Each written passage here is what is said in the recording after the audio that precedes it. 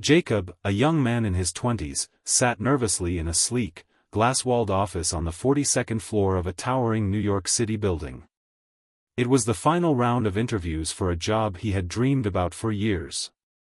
Across from him sat the company's CEO, a man known for his sharp mind and even sharper standards. The silence in the room was thick until the CEO finally leaned forward and asked, "What do you think is the secret to success?" Jacob froze. His heart pounded. He'd prepared for technical questions, industry trends, even hypothetical challenges. But this?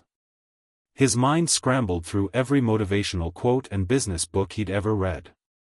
I think, maybe it's hard work, or, perseverance," he mumbled, voice shaking.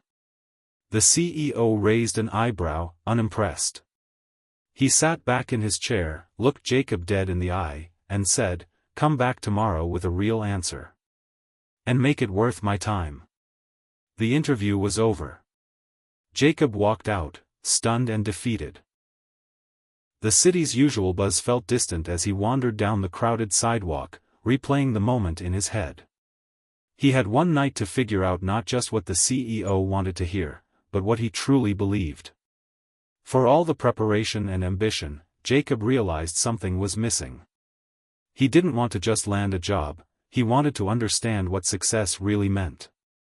That single, piercing question had shaken him, not because he didn't have an answer, but because he'd never truly thought about it. And now, he had less than 24 hours to find out what success meant not just to others, but to himself. Rain poured relentlessly as Jacob stepped out of the office building, his mind still clouded with doubt and pressure. The cold wind nipped at his collar, and people rushed by, umbrellas up, faces down, lost in their own worlds. As he approached the street corner, something caught his eye. A frail, elderly man struggling to push a shopping cart overloaded with tattered blankets and old belongings. A wheel caught on the curb, and the cart teetered dangerously close to the road.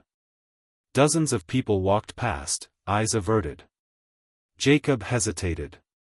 He looked down at his polished shoes, then back at the man, soaked to the bone, hands trembling. Something stirred inside him. Without thinking too much, he rushed forward and grabbed the cart just as it started to roll into traffic. The old man looked up, surprised but grateful.